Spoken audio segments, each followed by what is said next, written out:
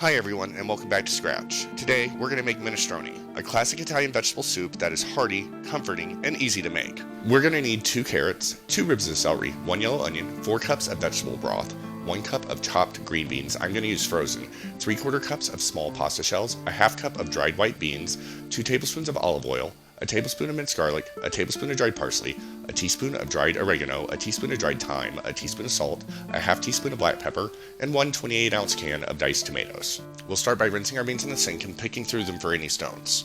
You can soak the beans the night before and cook them on the stovetop for a couple hours, but I'm going to be using a pressure cooker to save time. I'll cover my beans with about 1 inch of water and cook them on high pressure for about 30 minutes or until they are tender. While our beans are cooking, we'll cut and thinly slice our celery ribs, finely chop our 2 carrots, and peel and dice our onion.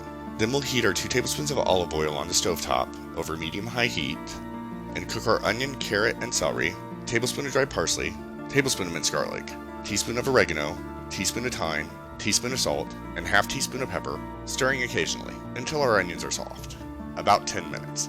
Once our onions are softened, we'll add in our 28-ounce can of diced tomatoes with its juices and 4 cups of vegetable broth and bring our soup mixture to a boil before reducing heat to medium-low and allow it to simmer uncovered until our beans are done, about 15 more minutes.